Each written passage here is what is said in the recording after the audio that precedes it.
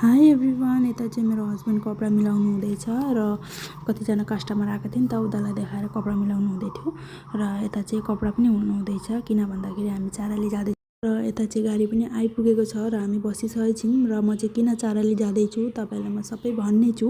मेरो भिडियो चाहिँ लास्टसम्म हेरिदिनु होला। र तपाईँहरूलाई मैले अस्तिको भिडियोमा दिएकै थिएँ यो मन्दिरको भिडियो र हेर्नु न, यति आनन्द लाग्छ यो मन्दिरको छेउमा आयो भने चाहिँ। म चाहिँ भिडियो र फोटो चाहिँ उठाइहाल्छु। मेरो छोरी चाहिँ गाडीमा उठ्ने साथै निदाइहाल्छ। हेर्नु न कति मजाले निदाउँछ, किन भन्दाखेरि कोक्रो हल्ले जस्तै हुन्छ नि त उसलाई चाहिँ। र हामी चाहिँ अहिले विशाल मलमा जाँदैछौँ र हामीहरू विशाल मल चाहिँ किन आएको भन्दाखेरि बेबीको लागि कपडा किन्न आएको। हामी चाहिँ फर्स्ट चाहिँ हामी सुज र चप्पलको कलेक्सनमा गयौँ। मलाई पनि चप्पल लिनु थियो र बेबीको लागि पनि सुज लिनु थियो र मैले चाहिँ यति खास मलाई चाहिँ मन पर्न मेरो लागि, र बेबीको लागि चाहिँ एकदमै क्युट थियो। हामीले चाहिँ एउटा लियौँ। सेकेन्ड चाहिँ हामी बेबीको कपडाको कलेक्सनतिर आयौँ र हेर्नु न, डेली वेयरको लागि पनि एकदमै राम्रो टी सर्ट, हाफ पेन्ट, फ्रकहरू थियो र हामीले चाहिँ कतिवटा लियौँ।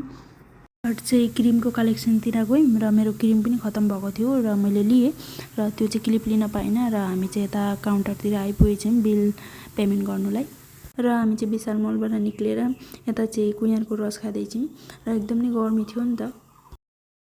हामी चाहिँ विशाल मलबाट निक्लेर यता चाहिँ स्टाइल बजारमा जाँदैछौँ। किन भन्दाखेरि मेरो लागि एउटा साडी लिनु थियो नि त र मैले चाहिँ अगाडि नै एउटा साडी लिएको थिएँ, एकदमै राम्रो लागिरहेको थियो र यो बार चाहिँ स्टाइल बजारमा हेरौँ न भने मैले चाहिँ हस्बेन्डलाई, र हामी चाहिँ वहीँ स्टाइल बजारमा जाँदैछौँ। र हामी स्टाइल बजार चाहिँ आइपुगेछौँ र बेग चाहिँ यता जम्मा दिनु पर्दो रहेछ र हामी चाहिँ यता जम्मा गर्नु गयौँ। र स्टाइल बजारमा चाहिँ के कलेक्सन छ तपाईँलाई म भन्ने छु र देखाउने छु।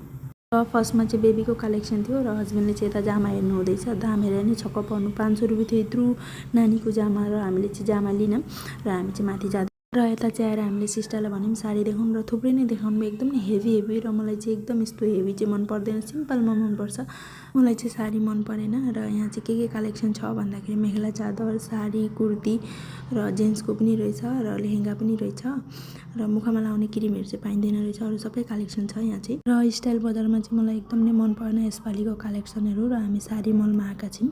र साडी मलमा म फर्स्ट टाइम होइन 3 खेप जति आइपुगेको छु। एकदम नै राम्रो साडी पाइन्छ, कम्फर्टेबल हुन्छ लाउनुलाई र तपाईँलाई चाहिन्छ भने यो साडी मलमा आउन सक्नुहुन्छ।